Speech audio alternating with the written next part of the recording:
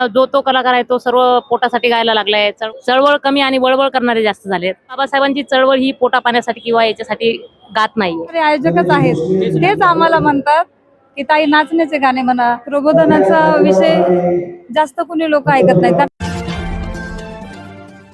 जय भारत जागृती news मध्ये आपलं स्वागत. आपण जाणता महात्मा ज्योतिबा फुलेंची 200वी जयंती तर भारतीय राज्यघटनेचे शिल्पकार तुमचे माझे उद्धार करते डॉक्टर बाबासाहेब आंबेडकर यांची 135वी जयंती. या जयंतीचं औचित्य साधून महाराष्ट्राच्या ख्यातकीर्त गायिका, खरं तर फुलेशाहू आंबेडकरी चळवळीच्या ख्यातकीर्त गायिका, ज्यांची प्रबोधन वाणी आणि सुंदर गाणी ज्यांची आहेत. लय बळ आलं माझ्या दुबळ्या पोरात, बाबासाहेबांच्यामुळं हे आलेलं बळ आपल्या गायिकेच्या माध्यमातून महाराष्ट्रभर सांगणाऱ्या एक प्रबोधनाच्या चळवळीतल्या अत्यंत स्वाभिमानी गायिका म्हणून ज्यांचा नावलौकिक आहे त्या मंजुषा शिंदे आपल्या बरोबर आहेत.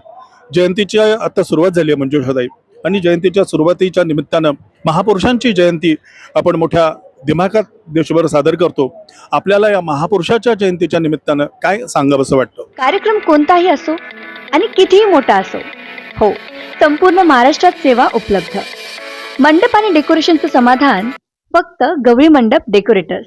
महापुरुषांची जयंती जे बाबासाहेबांनी किंवा इतर कुठल्याही महापुरुषांनी जे आपल्या लाईफमध्ये त्यांचं योगदान आहे, त्यामुळे त्यांचे कुठल्या जयंतीने किंवा कशाने ऋण आपण फेडू नाही शकत.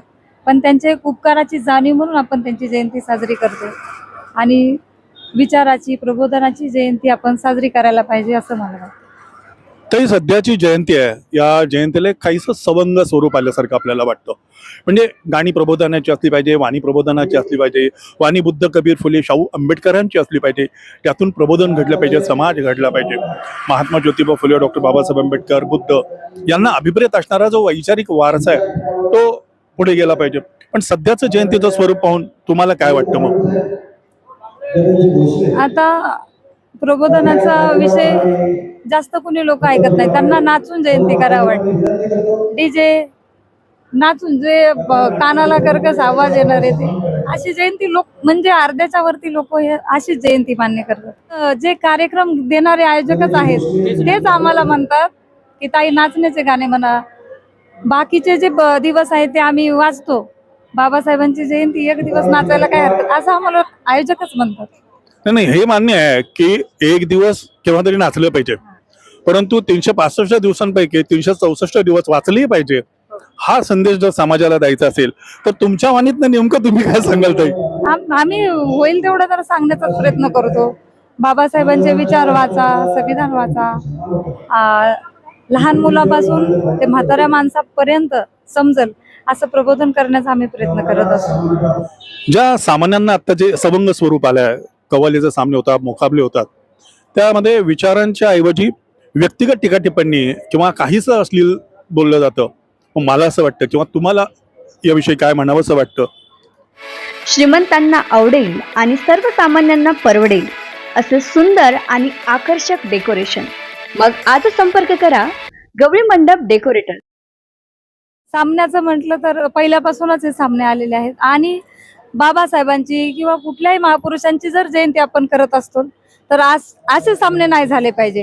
तुम्हाला असे सामने जर करायचे असतील, मनोरंजनाचा जर कार्यक्रम करायचा असेल, तर इतर कुठल्याच महापुरुषांचा तुम्ही बॅनर त्या कार्यक्रमाला लावला नाही पाहिजे, आणि त्या महापुरुषांच्या जयंतीचं नाव त्या सामन्याला दिलं नाही पाहिजे असं मला वाटतं. गायिका म्हणून आज तुम्ही आपल्या समाज बांधवांना, आपल्या भावंडांना काय संदेश या जयंतीच्या निमित्ताने देऊ इच्छिता?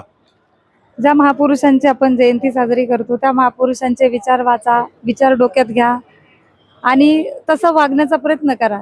त्यांच्यासारखं आपण नाही होऊ शकत, त्यांच्या पायाच्या धुळीची आपली लायकी नाही, तरी पण त्यांच्या मार्गाने जाण्याचा प्रयत्न करा, एवढंच सांग. साधना मेश्राम एक उत्तम कवाल आहेत, उत्तम शाहीर आहेत, त्या एक चांगल्या शिक्षिका आहेत. त्याचबरोबर फुले शाहू आंबेडकरी चळवळीमध्ये गायन करत असताना समाज प्रबोधनाचं काम करतात. साधनाजी, मी आपल्याला विचारू इच्छितो की महामानव डॉक्टर बाबासाहेब आंबेडकर, महात्मा ज्योतिबा फुले, छत्रपती शाहू महाराज यांच्या जयंतीच्या निमित्तानं आपण राज्यभर विविध कार्यक्रम सादर करत असता. या कार्यक्रमांमध्ये सध्या जे एक सवंग काहीसं स्वरूप आलेलं काही ठिकाणी, अर्थात या सवंग स्वरूपाबाबत आपण काय बोलू इच्छिता? सांगीतिक क्षेत्रामध्ये गायनाचं स्वरूप खरंच बदललेलं आहे. वामनदादा म्हणून गेले, भीमा तुझ्या मताचे जर 5 लोक असते, तलवारीचे तयाच्या न्याऱ्याचे टोक असते. परंतु ती 5 लोक आज दिसना झाली आणि सगळे लोक प्रोफेशनली झाले. बाबासाहेबांची चळवळ खऱ्या अर्थानं ज्या जोमानं यायला पाहिजे होती इथपर्यंत त्या जोमानं आली तर खरी, परंतु आता ती स्टॉप झाली. कारण चळवळीचा जो मेन पायंडा आहे कलाकारांवर फार डिपेंड आहे. जो तो कलाकार आहे तो सर्व पोटासाठी गायला लागलाय. चळवळ एका बाजूला राहिली, जे महापुरुषांचे विचार आहेत तिथपर्यंत पोहोचत नाही. परंतु त्याही पलीकडे मला एक सांगावंसं वाटतं की पूर्वी गोविंदराव मशिलकर असतील, आपण त्यांना ऐकलेलं आहे.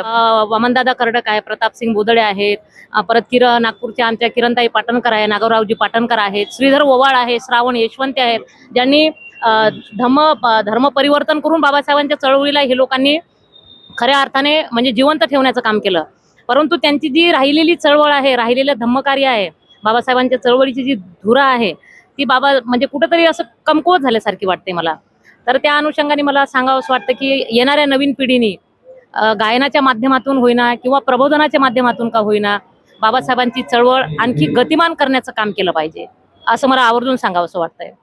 तर फुलेशाह आंबेडकरांच्या विचारांच्या प्रबोधनाचा जो रथ आहे समतेचा, तो खऱ्या अर्थाने आजची तरुण पिढी पुढे घेऊन चालली आहे की नाही, याबाबत तुमचं काय मत आहे? की मला नाही वाटत की ही पिढी बाबासाहेबांचा जो वारसा आहे चळवळीचा ती खऱ्या अर्थाने खऱ्या अनुषंगाने पुढे घेऊन जात आहे. म्हणून बोटावर मोजणे इतके लोक आहेत जे चळवळीला खरंच प्रेरक असे विचार मांडतात. आणि आता चळवळ कमी आणि वळवळ करणारे जास्त झालेत. बट ठीक आहे, आता आपण काय आपले दात आपले चोट आपण कोणाला बोलवू शकत नाही. परंतु ह्या लोकांनी नवीन पिढीने कटाक्ष टाकला पाहिजे या गोष्टीवर, या बाबींवर, की बाबासाहेबांची चळवळ कशी पुढे नेता येईल आणि कसं प्रबोधन करता येईल. तेच प्रबोधन जे योग्य आहे, जे इतिहासाला धरून आहे तेच प्रबोधन करावं, इतिहास मांडावा, कारण इतिहास हा कधीच मरत नाही. पण हा जो प्रबोधनाचा रथ आहे, पुन्हा याच प्रश्नांकडे येतो, तो थांबत चाललाय, काहीसा मंदावलाय, याला जबाबदार कोण आहे? याला जबाबदार गायक वर्गच आहे असं म्हणत नाही मी, कारण गायक वर्गांनी कवींनी पूर्वीपासून आपली धुरा सांभाळलेली आहे. याला जबाबदार समाजही तितकाच आहे. कारण फक्त जयंतीमध्ये आम्ही उठतोय, 14 एप्रिल झाली की सगळं स्टॉप होतं. मार्च महिना आला का सगळे कार्यकर्ते उठतात. प्रत्येक जण चांगल्या याचा जो अभ्यासू वक्ता आहे त्याचा नंबर शोधणार नाही, परंतु प्रत्येक समाजातला व्यक्ती चांगल्या गायकाचा नंबर किंवा जो नाचवणार अशा गायकांचा नंबर शोधणार पहिला आणि त्यांना फोन करत राहणार. मग त्या गायकांनी लुटायचं समाजाला, सुपारी घ्यायची 2-2, 3-3 लाख, 5-5 लाख. हा समाजाचा पैसा आहे, हा कुणी एका वैयक्तिक व्यक्तीचा पैसा नाहीये. मग तो पैसा वापरत असताना समाजाचा, तुम्ही समाजाचं भान ठेवा. समाजाला कधीतरी विचारा, समाजाला गृहीत धरू नका. समाजाला कधीतरी विचारा की ही जी वर्गणी आहे, लोकवर्गणी, ह्याच्यातून आपण काय करायला पाहिजे आणि हा समतेचा रथ कसा पुढे नेता येईल हेच आपण पाहिलं पाहिजे. आता तरी समाज मनामध्ये हा जो फुलेशाह आंबेडकरांच्या विचारांचा प्रवाह आहे तो रुजावा म्हणून आजच्या कवी गायकांनी काय केलं पाहिजे आणि सामाजिक बांधिलकी म्हणून तुम्ही स्वतः काय करू इच्छिता? बाबासाहेबांनी सांगून गेले, तुमच्या कमाईचा 20वा हिस्सा तुम्ही समाजाला दान करा आणि तो कशा पद्धतीने करा हे तुम्ही त्यावर तुमचं मत त्यावर व्यक्त करू शकताय. म्हणजे आता तुम्ही आपल्या समाजामध्ये एखादा गोरगरीब मुलगा आहे जो शिक्षण घेऊ इच्छितो परंतु त्याची आर्थिक परिस्थिती नाहीये, मग हा पैसा जो आहे असा लोकवर्गणीतून जमा होणारा तो जर काही शिल्लक राहील तर त्या अशा होतकरू विद्यार्थ्याला द्यावा, त्या कुटुंबाला द्यावा. एखादी मुलगी असेल तिला MPSC UPSC करायची असेल, कारण शिक्षणाशिवाय पर्याय नाही. बघा आजकाल सगळं शिक्षणाचं खाजगीकरण झालंय, त्यामुळे शिक्षण हे आता म्हणजे गरिबाच्या आवाक्याच्या पलीकडचं गेलंय असं मला म्हणायचंय. आणि शिक्षणाला किती महत्त्व दिलं महात्मा फुलेंनी, शाहू महाराजांनी, बाबासाहेबांनी. आणि तेच शिक्षणाचं दार जर बंद होत असेल खाजगीकरणाच्या दारातून तर येणाऱ्या पिढीसाठी अत्यंत भयावह आहे हे.